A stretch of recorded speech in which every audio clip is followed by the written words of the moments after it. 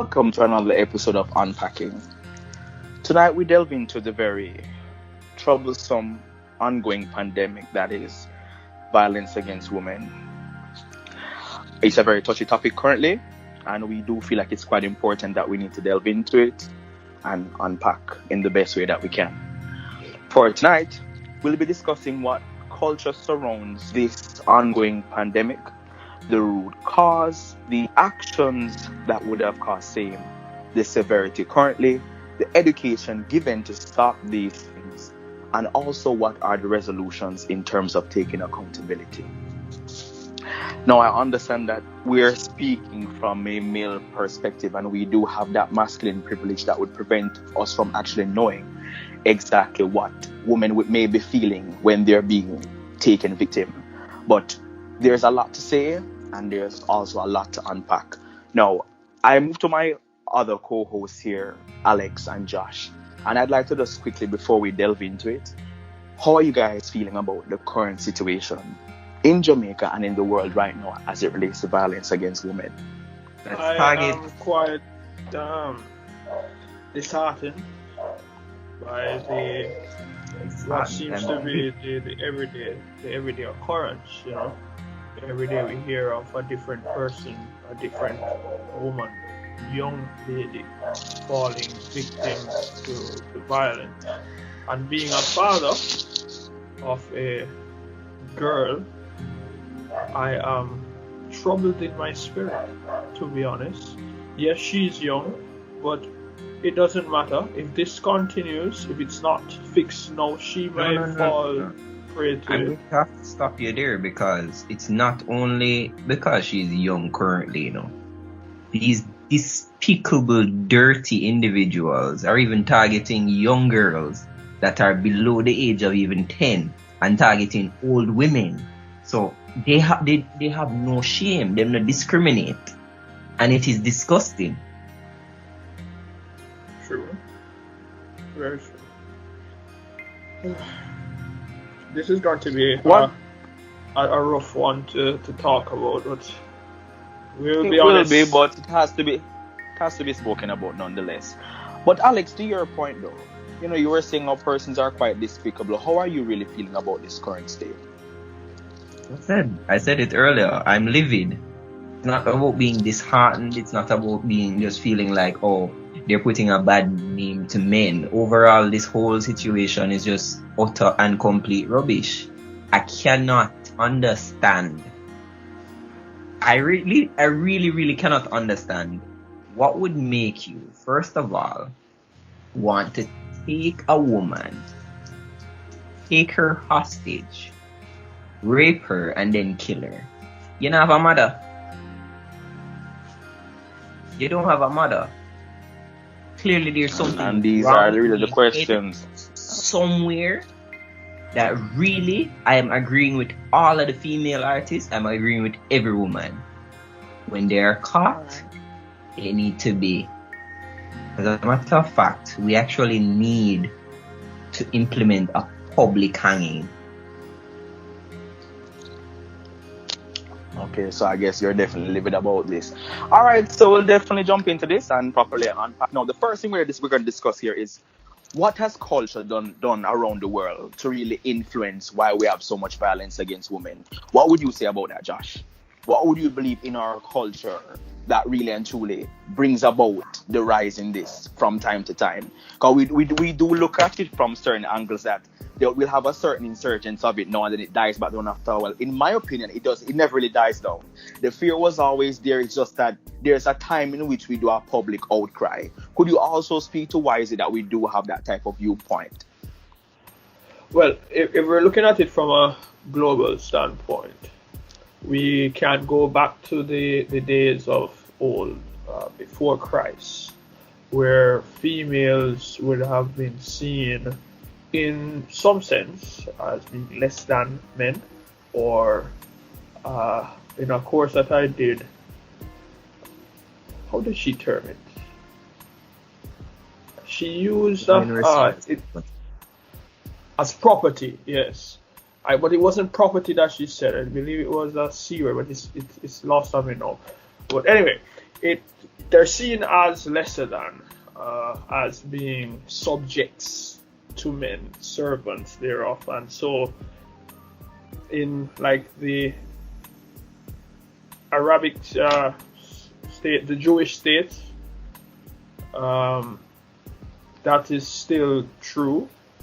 For the Western world, though, I believe a lot of this thing where women are abused with impunity comes from how we were socialized.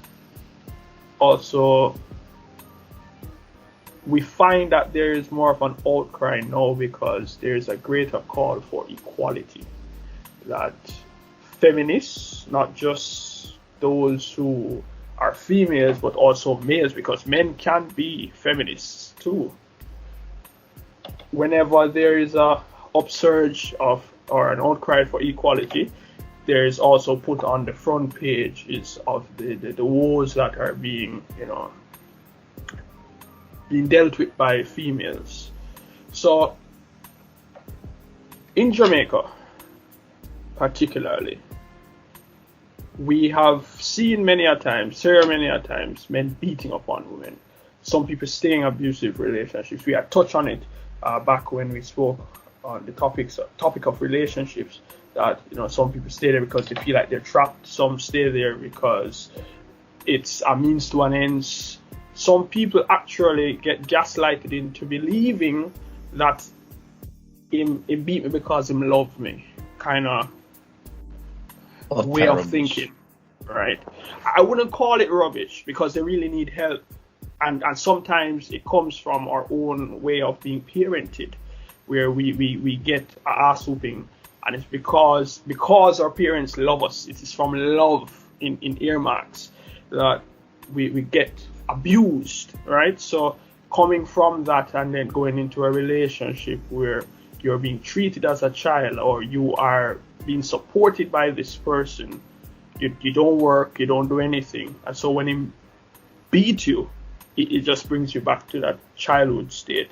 So they really need help, emotional help from qualified professionals, and we don't speak about mental health. We put it on the back burner. People get uncomfortable when you talk about mental health. There are a lot of mad people dressed up in clean clothes and go to work every day suffering in silence.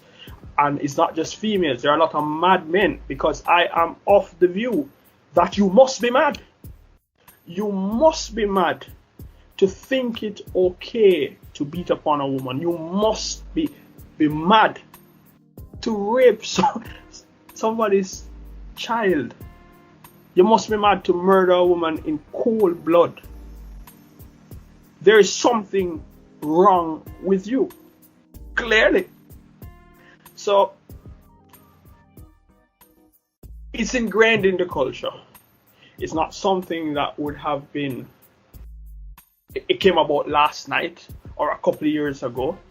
This has been in existence from the beginning of time, where women are not treated as equals, where they're seen as being for the sole pleasure of men, and what we want. Now, I'm not saying that's the view of any of us here, but if we subscribe to what history shows and teaches, that is what is clearly shown.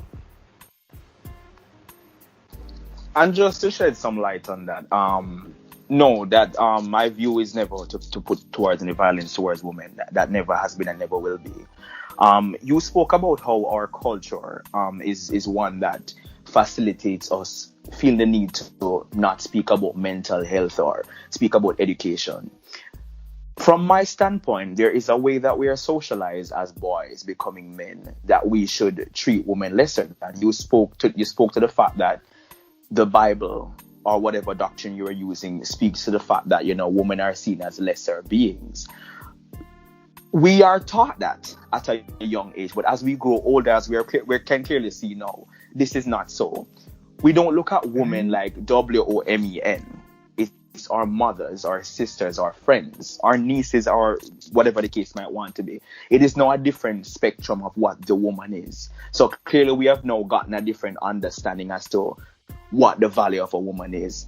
Even with the culture being taught to us, what do you think is really the block as to why some people, because despite the fact we want to say, many people still have a block to understanding that if a woman makes more than you, that doesn't make you less of a man.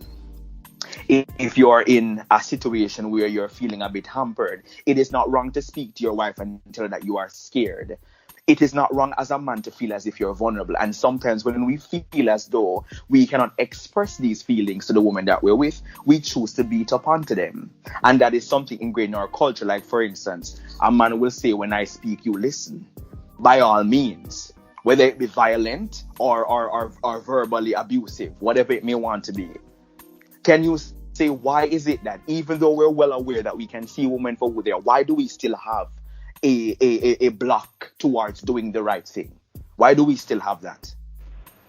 We lack emotional intelligence. I believe that is one of the core factors that play into men being egotistical, working off, I am a man and you are a woman, you listen to what I have to say, or I am a man and I tell you that I want it, so you ought to give me what I want.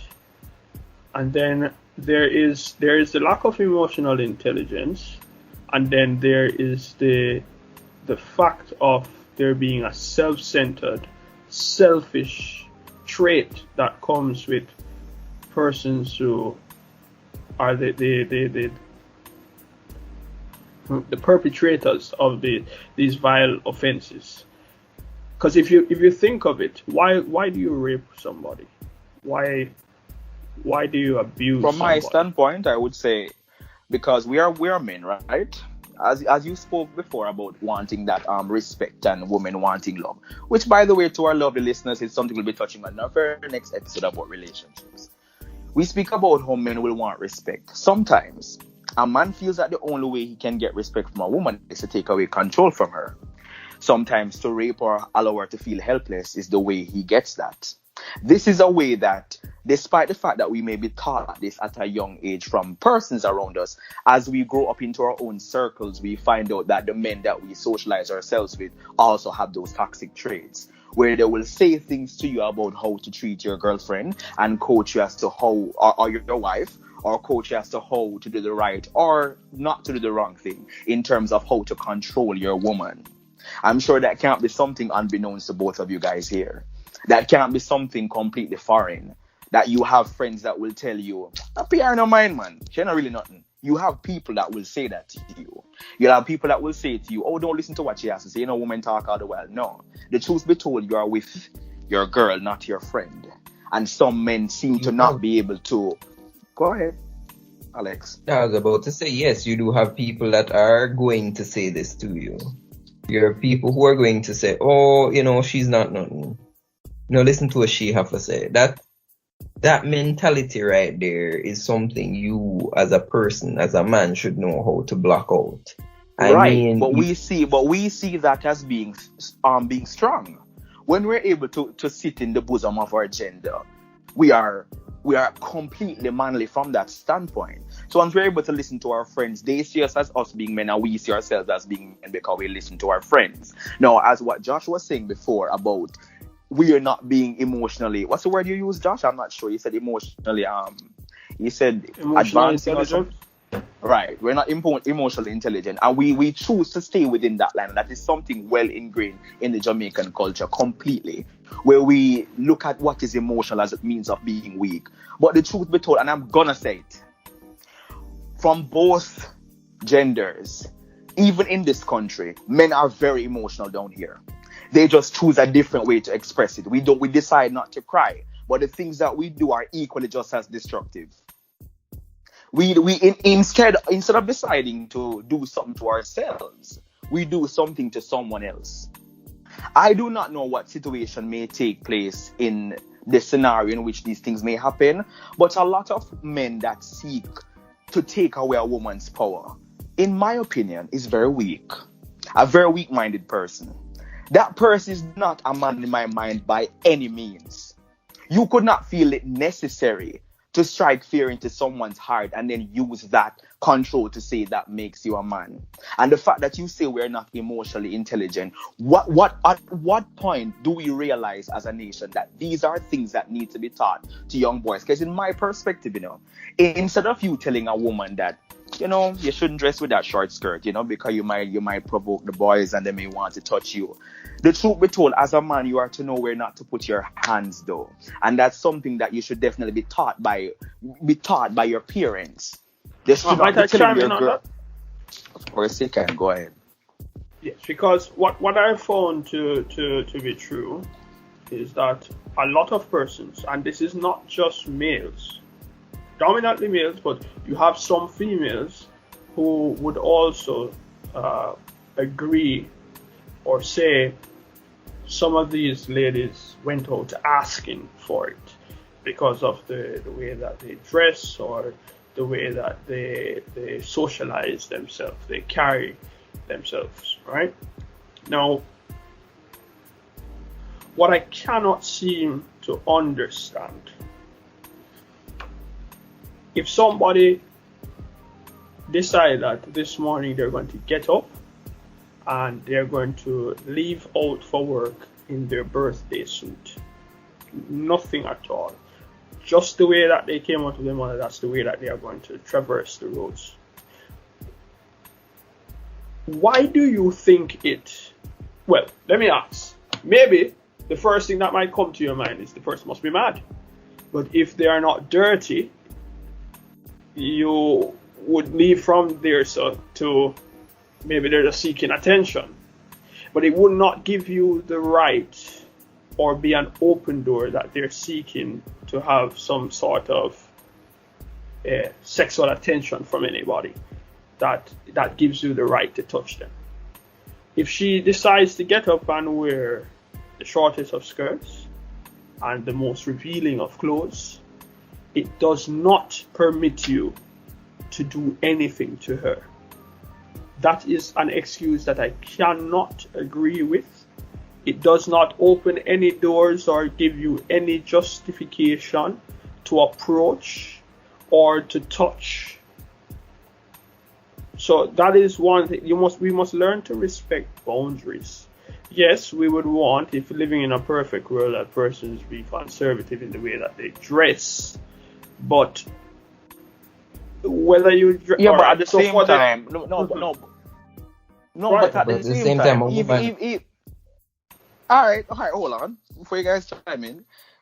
Even though that being said, at the same time, I don't think it is right to say in a perfect world, people dress more conservative. I mean, we are born naked. We are born naked. There is no need to say you need to be doing that to prevent someone else's urges. I think both genders have urges, don't they? Because I believe clothes were meant to be worn. Clothes were meant to be worn. A woman will get up today and she will wear a long skirt because she's feeling like a long skirt. A woman will get up tomorrow, she feels pretty, she decides to wear her size 2 dress that she knows is a little bit short, but guess what? She's feeling beautiful, so she decides this dress for today. That gives nobody the right to start thinking anything about the way how she wants to dress or what she wants to do.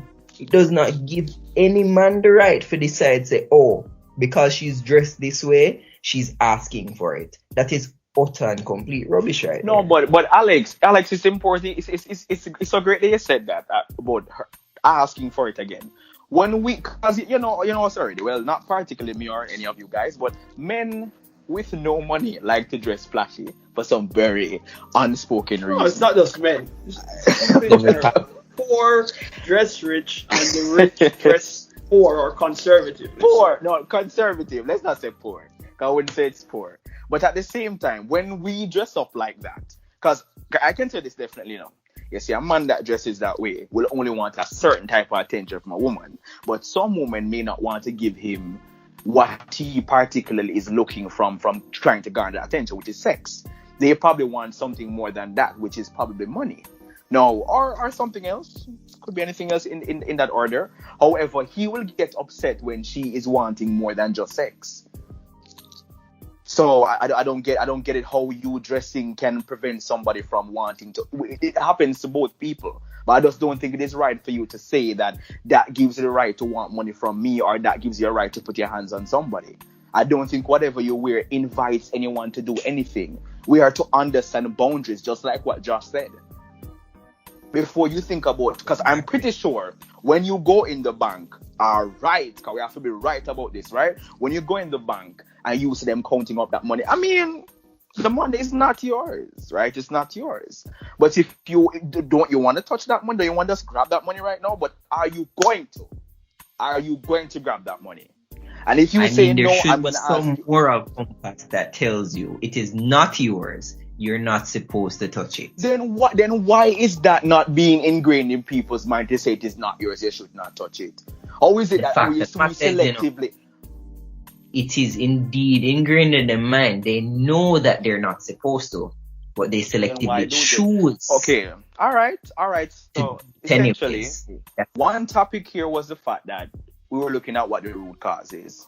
And based on what Josh has said, based on what I have said, it seems as the root cause is coming from some of the ways that we are socialized. Clearly, it's from how we are socialized. And from what I am hearing from you now, Alex, it is about level of accountability that happens once one crosses the line. Now, here in this country, a lot of things are never brought to the forefront until the complete Titanic has sunk.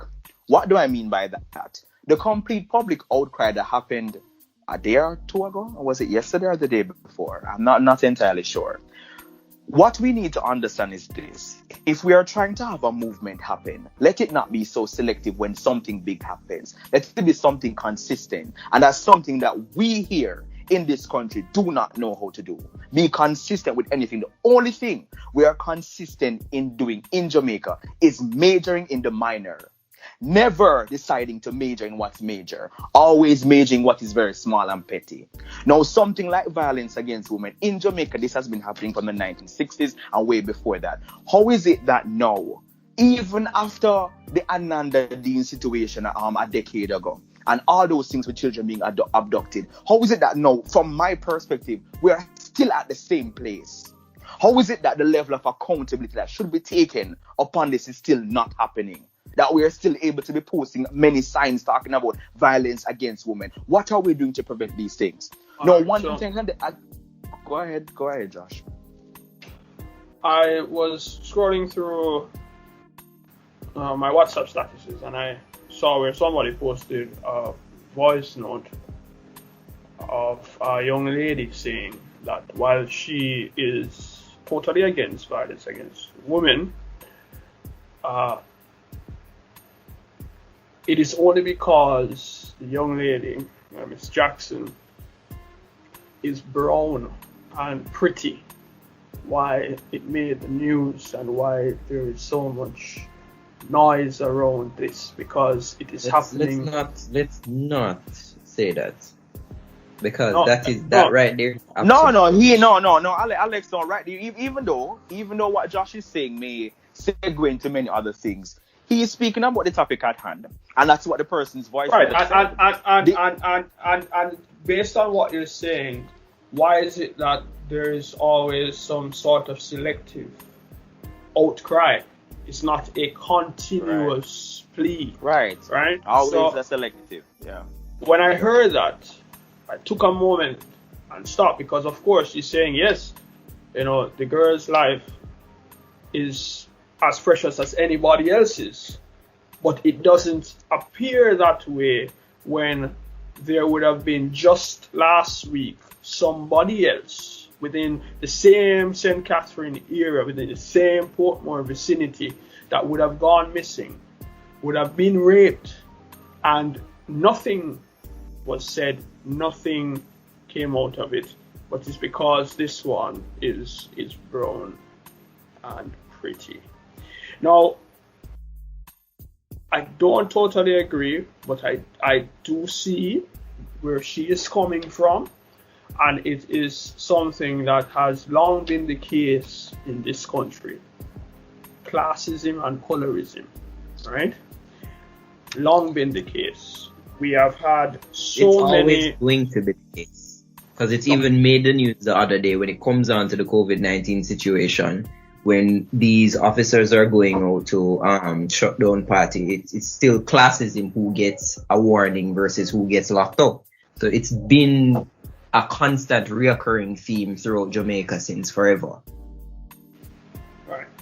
So not disputing that, and when you say that it's not going to change, whilst I understand why you would say that, I am one who is hopeful because I believe it can, and it must. We believe change. it can. It should. It definitely should, and we. I'm hopeful too. Yeah, exactly. I was about to say that. Exactly. It out there this that medium, should change. This medium, what we can use our platform to do, like we're talking here, is to build awareness around it.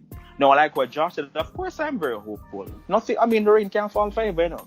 We're in 2021. Many things are changing. It's just that it's at a molasses phase, but it's still a change nonetheless.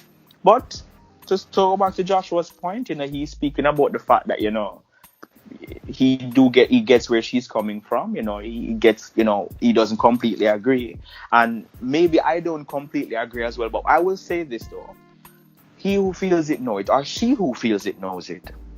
Any of you guys have never been in that situation before to feel that powerless to say something like that, but I do believe that she should know exactly where she's coming from and have her point said and heard completely. It shouldn't matter where she is, what type of skin color she has. It's women entirely, like we said before. We don't just see the WOMEN. We see everyone that identifies as same. Yeah, and then when it comes on, because I saw a tweet from Mark Golding. Well, I didn't see it on Twitter, of course, because I'm not on Twitter. But I would have seen persons posting it in terms of the protection. Oh, the protection things about the chasers and stuff like that? Right. Which is fine, you know, that you can use your pepper spray because, of course, the law, the Offensive Weapons Prohibition Act of 2001 does not have it listed as a offensive weapon. But my issue with that, yes, arm the females, right? And have them go ahead and have those things for their own protection. And maybe it will increase their chances of survival. But what I am not hearing, and what is very disappointing, is the government and the opposition is telling persons, yes, we can go ahead and get pepper sprays. They're going to be looking into whether or not tasers are fine or legal for you to have. But I'm not hearing them say how it is that they are protecting the female citizens of the country. What measures are being put in place now and in the foreseeable future? They're only announcing their right. Tweeting about people must go and get pepper spray. They're announcing what aggravating. No, I mean they're basically announcing how to get other people to do their job. That's essentially what I heard. They're putting the responsibility upon them, right? They're throwing it off themselves and putting it upon the females themselves. And it is basically going back to the fact that they're trying to say you're not supposed to wear that out on the road. No, and but I would want to think that Miss Jackson was going to work. No, she was going to work. Obviously, she was dressed well. So I would want to think that she would have been dressed well, right? And I put it on the women and saying that they should go ahead and carry around pepper spray just because they're taking away from the fact that your policing needs to be fixed. You can't tell the women that what are you trying to tell them? That they need to stay in them yard then? No, but even if you're in your house, you're not safe.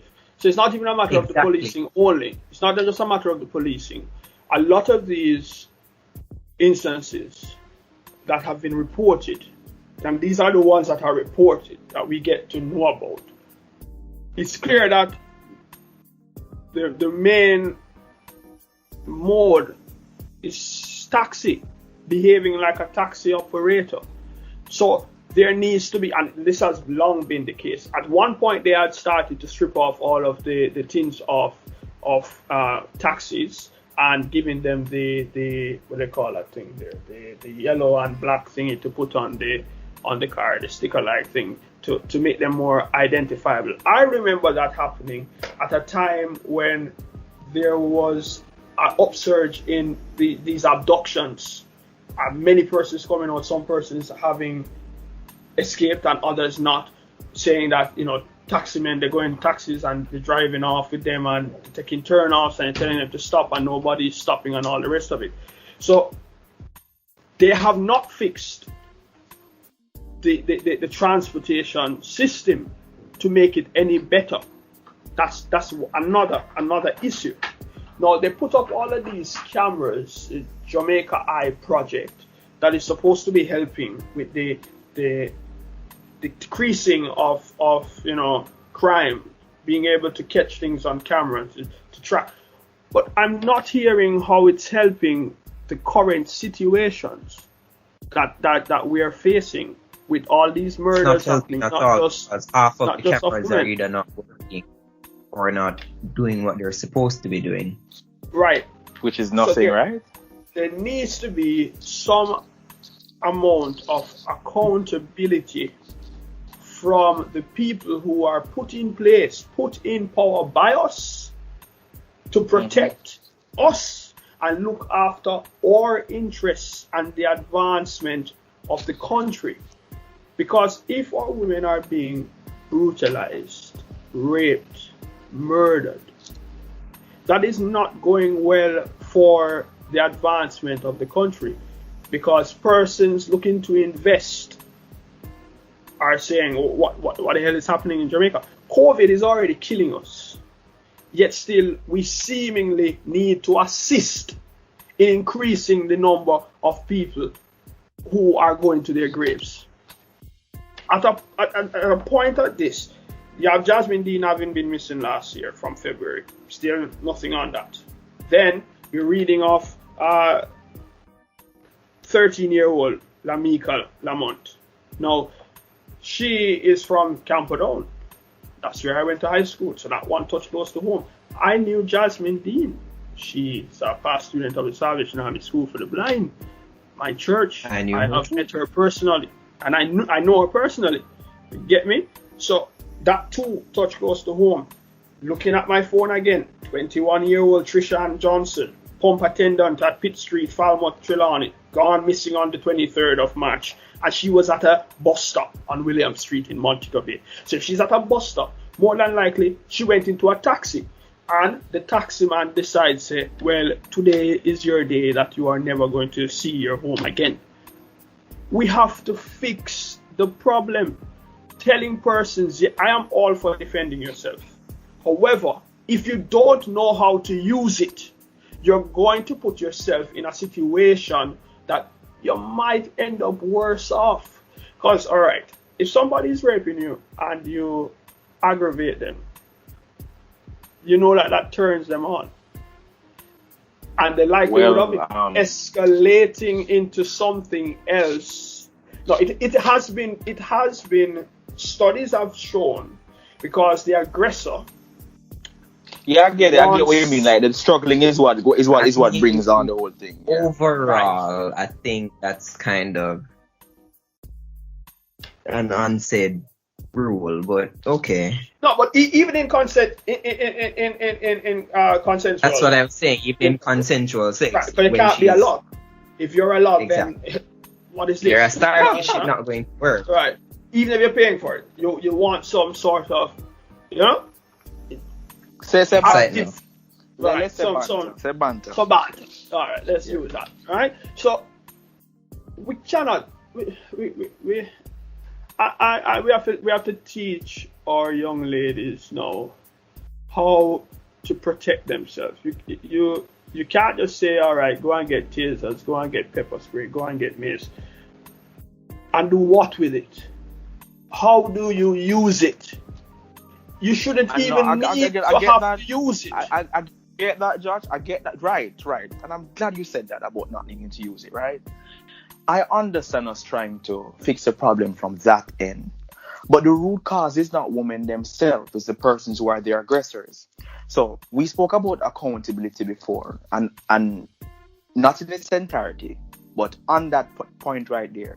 What do we do about the education of young men to not have the recycling of these things? Because obviously, what if this was started probably like 40 years ago, we probably wouldn't be having these situations right now.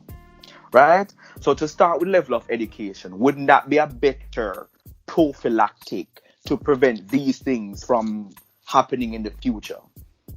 Do you believe the education of men? Because I do understand that, yes, you can teach women how to use pepper sprays, how to do kickboxing, how to defend themselves, how to sing, which is a acronym for, I think it's a stamp, instep, whatever, and G, whatever it is, something like that. It's some defense mechanism amongst how women defend themselves. And other ways in how to protect themselves. But how do we prevent the aggressors from becoming aggressors?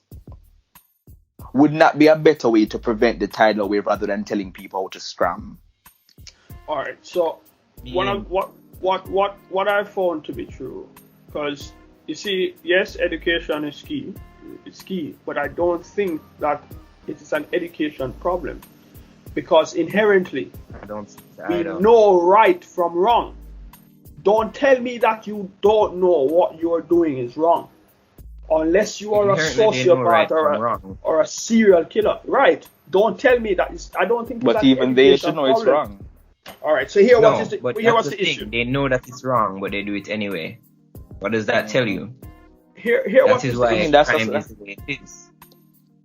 You have some persons who are rapists and murderers because of their situation. Now, this is not an excuse. It's not an excuse. You go to prison, and whilst we whilst we would want to think that we're the most homophobic country on the face of the earth, right? People in the Middle East are actually more homophobic than us, because they actually kill you. Way more homophobic. Right, we just talk and sing about it. But they actually do things, right? They actually do that, yeah. Places like Uganda, they do that. I know for a fact, this is not something that, it is still hearsay, but it's coming from the horse's mouth, being wardens, that homosexuality happens in our prisons. Rape happens in our prisons.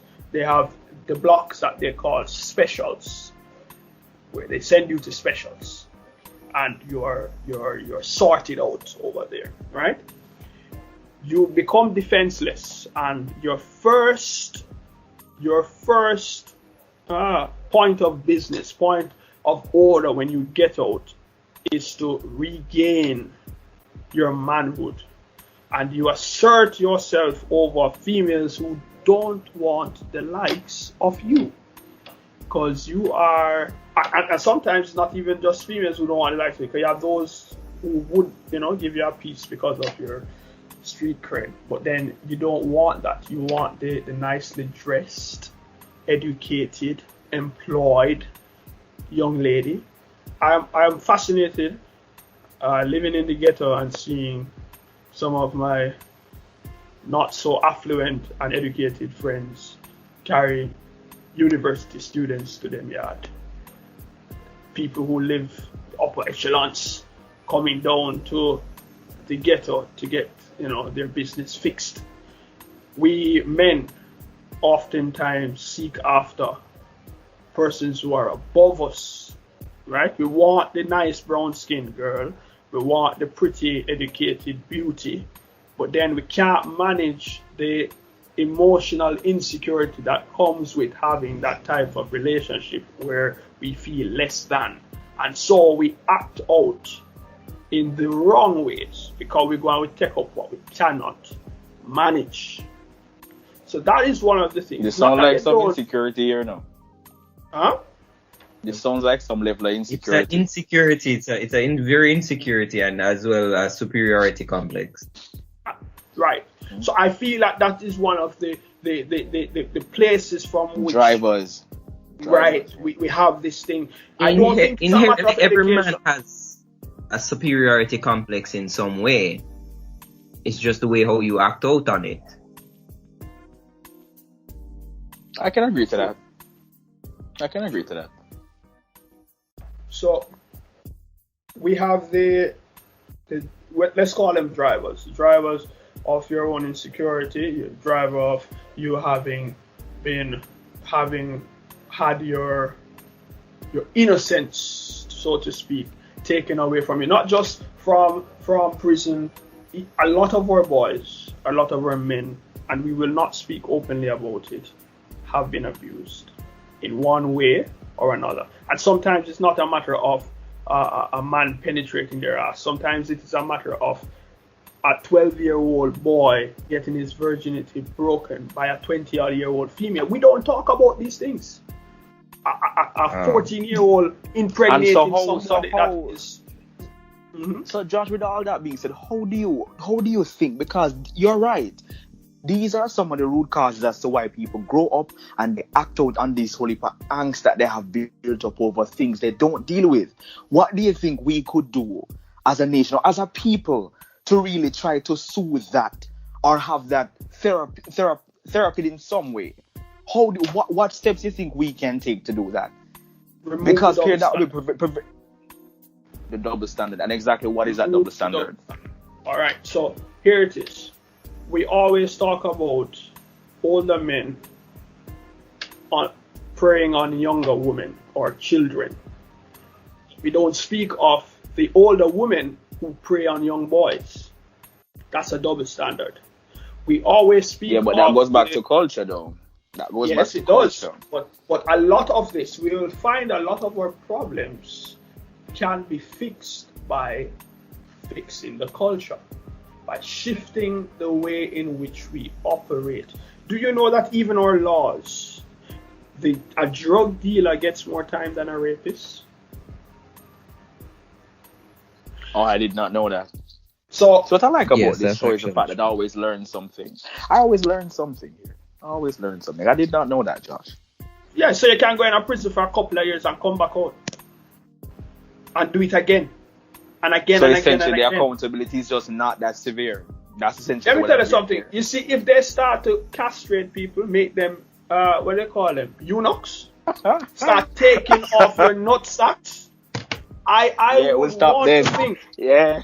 You would think twice before you go ahead and insert your thing into somebody that does not want it, because you are going to lose your sex drive altogether.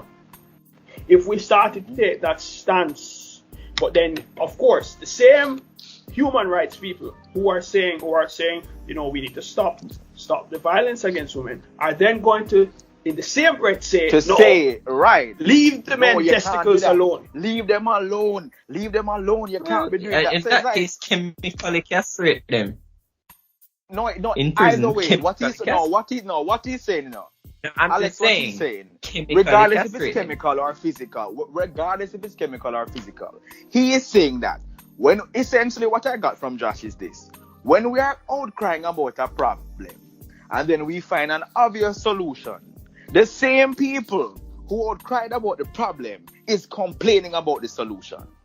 Yeah. They just it would seem as if some people want to take it into, because it is serious. It is no joking thing. It is completely serious. But when you try to fix same by whether it be harsh or not so harsh punishment, there's always somebody you can't please.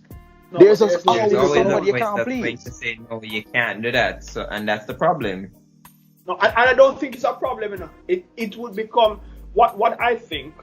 I don't think it's a problem, because persons are entitled to their opinion, and if you have everybody thinking the same thing, then something is wrong, because we are all individuals, and so I never expect everyone to be unanimous on the same page. You see, even this stop violence against women, you have many persons who will never repost, never like it, because they have a different way of thinking about the entirety of the situation. A lot of people actually think that it is the women to be blamed for what is happening. Because some people they don't feel it. They don't feel it until they feel it. Some people will believe it's not even real until it happens to them. There are some people who really think that close way. to them, or somebody really close to them, or for them to experience it unless experience is there, they believe it's something made up by the government to get a rise out of people. Some people think there's some people who believe that COVID-19 isn't real. Like it's just something being propagated by scientists and people in charge, in quotations. But you're right about that. Until there is change in the litigation, in the law, I don't think that there will be any serious change, right? Because if the law still allows, here's another double standard. Do you know by law a woman cannot rape a man? In this Jamaican law system here, no. A woman but cannot I think that goes to. man, but a man can I rape think a that woman. speaks to the fact. Right. I That think just that speaks to the fact of what rape is determined. What rape is determined on. I don't even think it's the government. I think it's because the unanimous. In some states, there's actually still a standard where a woman can indeed rape a man, but I'm just saying that goes to the fact that the Jamaican system has not brought themselves up to the point where they have revised the laws that they have. And that's what's killing us now. Because half of the laws that are there were made from in the 1960s, and they have not been updated since. So no, they would rather to call each other big fish and whale, and waste the taxpayers' time to gather and curse at each other, and then later on you see them go and go drinks, have them and go on to each other's children's godchildren christening and thing, and make an ass out of all of the citizens of this great nation, right? They're not focusing on things that are supposed to lead us forward. Change the atmosphere. Not the country, and that is the problem. Something has to be done. Something has to be done, and there ought to be. You see, what I don't get, I have been following, and I don't see a press conference held by our leaders to advise the country as to what is going to come of this. We only hear every now and again Jasmine Dean has yet to be found, and the investigation continues, and then you see this expose about messages that were them got through her phone and her sister saying this one and that one. That does not fix the problem, because there are many Jasmine Deans that happens every single day.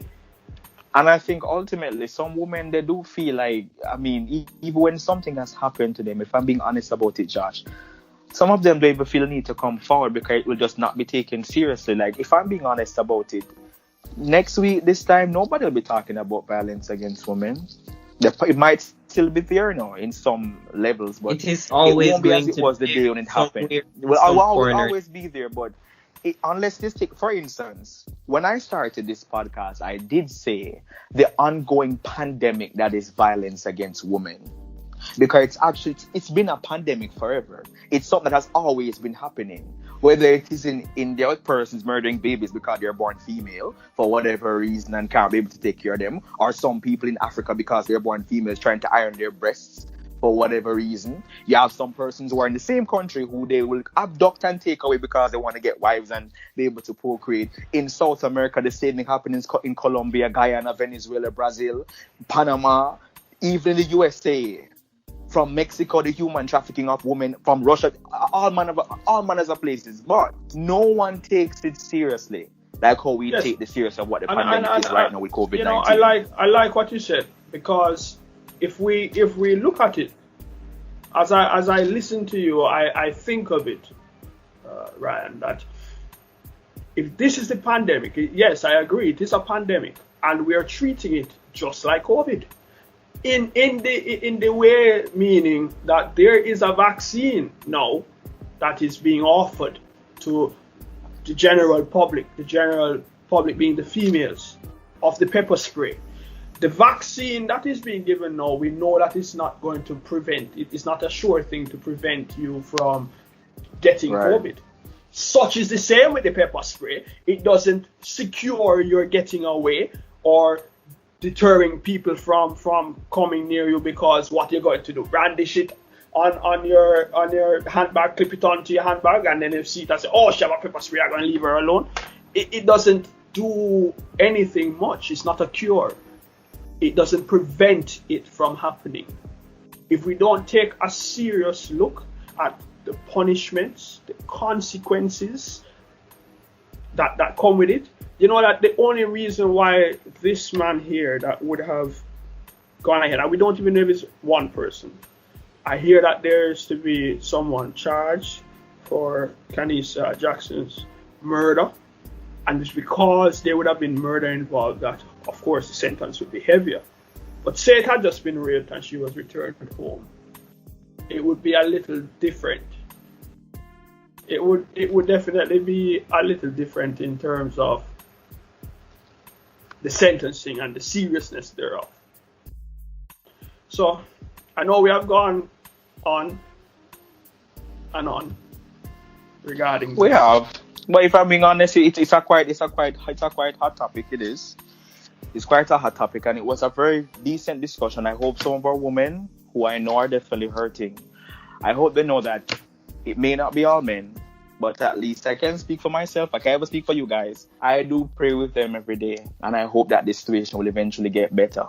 I hope eventually we'll take it to the level of seriousness as to how we're taking the seriousness of COVID and all these fines and all this lockdown that would have happened just now. I hope we reach one day where we take it this serious for us to understand that unless we decide to press gas on this, it will never go away. It will always be something that comes up every now and again, and then it goes away after a while. It will never be taken that level of serious. But it was quite a very okay discussion. I guess it brought up many emotions out of all of us, and we all have our ways of how we feel about it. But overall, it was quite a great session. I did quite enjoy it. I just hope persons listening in can definitely sound off in the comment section. Tell us what you think about this ongoing situation here in the country and around the world. Speak openly about it so we can properly understand the world issues and how to move forward as a nation or as mankind, as humankind altogether. But from us here in the studio, me, Josh, and Alex, thank you for listening and enjoy the rest of your night. Oh, before you go, don't forget to like, share, and subscribe this video on Facebook or Twitter or even on SoundCloud. Always feel need to reach out to us separately. Our Instagrams are listed in the description below.